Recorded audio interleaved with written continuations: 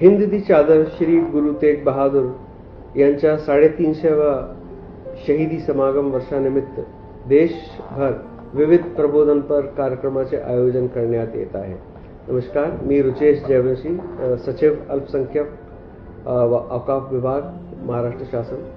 आता आम्ही आमचे महाराष्ट्र शासन मार्फत जे श्री गुरु तेग बहादूर यांच्या 350व्या शहीदी समागम या पूर्ण राज्यभरात आयोजित करत आहोत, त्याच्याबद्दल मी काही माहिती सांगणार आहे। आणि गुरु तेग बहादूर हे शीख समाजाचे 9वे गुरु आहेत आणि यांच्या मानवाधिकारांच्या सुरक्षेसाठी त्यांनी बरेच काही कामं केले आहे।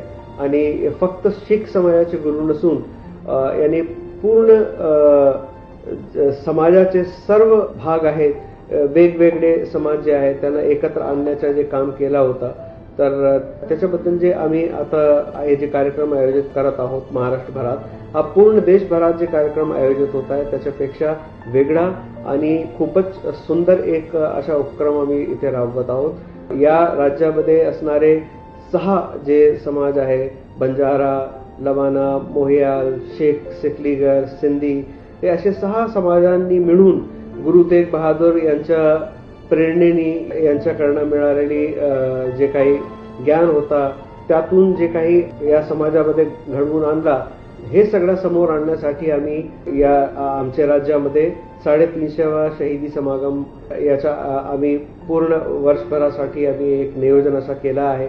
आणि त्यातले जे 3 प्रमुख कार्यक्रम आहेत ते नागपूर, नवी मुंबई तसेच नांदेडमध्ये होणार आहेत। आणि त्यात देशातले माननीय पंतप्रधान तसेच माननीय गृहमंत्री आणि उत्तर प्रदेश राज्याचे मुख्यमंत्री यांची उपस्थितीत हे 3 कार्यक्रम होणार आहेत। आणि असे कार्यक्रम पूर्ण देशभरात कुठेही आतापर्यंत झाले नाही।